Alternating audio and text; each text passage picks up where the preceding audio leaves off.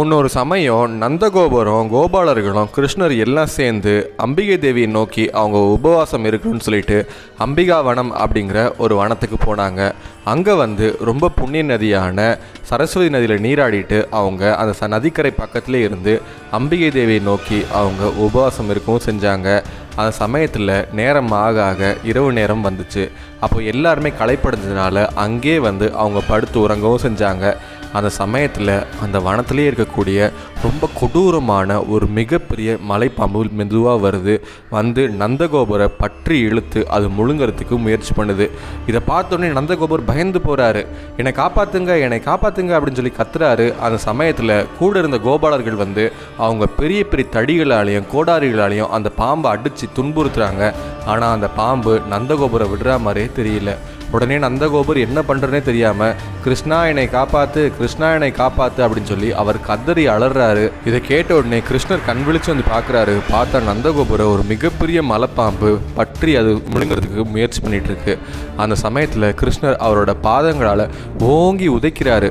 உதைச்ச உடனே அந்த மலைப்பாம்பு நந்தகோபுரை கீழே விட்டுருது. கிருஷ்ண பகவானோட பாதம் பட்ட உடனே அந்த மலைப்பாம்பு தேஜஸ் பொருந்திய ஒரு வித்யாதர உருவம் பெற்று கிருஷ்ணரை வணங்கி அவரை சுற்றி அவர்கிட்ட மன்னிப்பு கேட்டாங்க. நான் பண்ணது மிகப்பெரிய தப்பு, என்னை மன்னிச்சிருங்க அப்படின்னு சொல்லி கேட்குறாங்க. அப்போ கிருஷ்ணர் இந்த வித்யாதரன் யார் அப்படிங்கிறது மற்றவங்களும் உணரணும் அப்படிங்கிறதுக்காக அந்த வித்யாதரனை பார்த்து கிருஷ்ணர் கேட்குறாரு, வித்யாதரனே நீ யாரு, உன்னோட கதை என்ன, நீ எப்படி இந்த மலைப்பாம்பா நீ மாறின அப்படின்னு சொல்லி அவர் கேட்குறாரு. அப்போ அந்த வித்யாதரனும் அவரோட கதையை சொல்ல ஆரம்பிக்கிறாரு.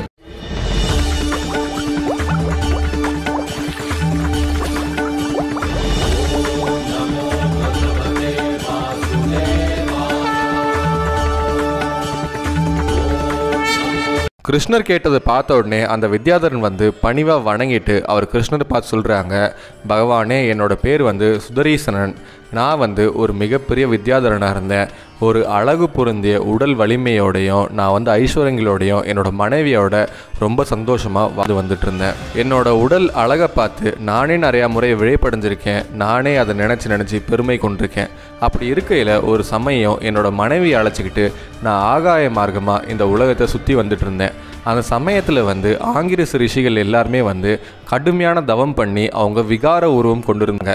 அப்போ நான் அந்த மகரிஷிகளோட விகார உருவத்தை பார்த்து என் மனைவியோட கேலி பேசி சிரிச்சிட்டு இருந்தேன். பாரு இந்த ரிஷிகள் எப்படி இருக்காங்க, இவங்க கிட்ட கொஞ்சம் கூட அழகு இல்லை, இவங்க உடம்பை யார் தான் விரும்புவாங்க அப்படின்ற மாதிரி நான் கேலி பண்ணிட்டு இருந்தேன்.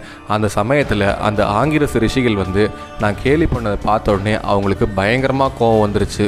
அவங்களுக்கு கோபம் மட்டும் கிடையாது, அவங்களோட உருவத்தை பார்த்து நான் கேலி பண்ணதுனால அவங்க ரொம்ப வருத்தமும் பட்டாங்க. அதனால் அவங்க என்னை பார்த்து ஒரு கொடுமையான சாபம் கொடுத்தாங்க. என்ன அப்படின்னா, அடே வித்யாதரா, உங்ககிட்ட அழகும் செல்வமோ இன்பமோ போகமோ எல்லாமே நிறைஞ்சிருக்கிறதுனால தானே அடுத்தவங்களை பார்த்து நீ உருவ கேலி பண்ணிட்டு இருக்க. இது எல்லாமே உங்ககிட்ட இருந்து இழந்து உன்னோட அழகான உருவம் போய் நீ ஒரு மலைப்பாம்பாக தான் பூமியில் கிடப்ப அப்படின்னு சொல்லி அவங்க சாபம் கொடுத்தாங்க. இதை பார்த்தோன்னே நான் பயந்து போய் வேகமாக ஆங்கிரஸ் ரிஷிகளோட பாதங்களில் விழுந்து நான் கதறி அழுதேன். எனக்கு இந்த சாபத்திலிருந்து விமோச்சனம் பண்ணுறதையும் நீங்கள் எப்படின்னு சொல்லி சொல்லுங்கள், நான் தெரியாமல் பண்ணிட்டேன் அப்படின்னு சொல்லி அழுகிறப்போ அவங்க சொன்னாங்க, உன்னோட சுந்தர தோற்றத்தினால மற்றவங்களோட தோற்றத்தை பார்த்து நீ இகழ்ந்து பேசின. நீ எவ்வளோதான் வித்யாதரனாக இருந்தாலும் உன்னோட பெருமையாலையும் உன்னோடைய அழகு செருக்குனாலையும் மற்றவங்களை புண்படுத்தும் மாதிரி அவங்கள உருவகேலி பண்ண. அந்த தவறை நீ உணர்ந்ததுனால உன்னோட சாபத்தை அந்த மகாவிஷ்ணு மட்டும்தான் போக்க முடியும். அது மட்டும் இல்லாமல் அந்த மகாவிஷ்ணு சிறிது காலத்திலே அவர் பகவான் ஸ்ரீ கிருஷ்ணரா பூமியில் அவதாரம் எடுப்பார். அப்போது அவரோட பாத ஸ்பரிசம் பட்டு உன்னோட சாப விமோச்சனமாகும் அப்படின்னு சொல்லி ஆங்கிரச மகரிஷிகள் எனக்கு சொன்னாங்க. அந்த மகரிஷிகள் சொன்ன மாதிரியே பகவான் ஸ்ரீ கிருஷ்ணரோட உங்களோட பாதம் என் மேலே பட்டுனே உங்கள் பாத ஸ்பரிச புண்ணியத்தால் என்னோட சாப விமோச்சனம் அடைஞ்சு திரும்ப என்னோட வித்யாதர உருவம் கிடச்சிருக்கு. என்னை நீங்கள் தான் ஆட்கொள்ளணும் ஐயனே அப்படின்னு சொல்லிட்டு அவர் பாதங்களில் விழுந்து கிருஷ்ணரை வணங்கவும் செய்கிறாரு. சுதரீசனன் சொன்ன கதையை கேட்டு சுதரீசனன் மேலே இறக்கப்பட்டு கிருஷ்ணர் அவருக்கு ஆசீர்வாதங்கள் பண்ணி விடை கொடுக்கவும் செஞ்சார்.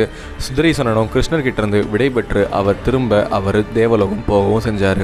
மலைப்பாம்போட வாயில் அகப்பட்டிருந்ததுனால நந்தகோபர் மயக்கமடைய செஞ்சார். கிருஷ்ணர் நந்தகோபரை பார்த்து அவருக்கு பணிவிடைகள் செஞ்சு நந்தகோபரை முழிக்கவும் வச்சார். அந்த சமயத்தில் நந்தகோபர் வந்து இதுக்கு முன்னாடி இருந்ததை விட இப்போ ரொம்ப பலசாலியாக உணர்றேன் அப்படின்னு சொல்லி அவங்க ரொம்ப சந்தோஷப்பட்டாங்க.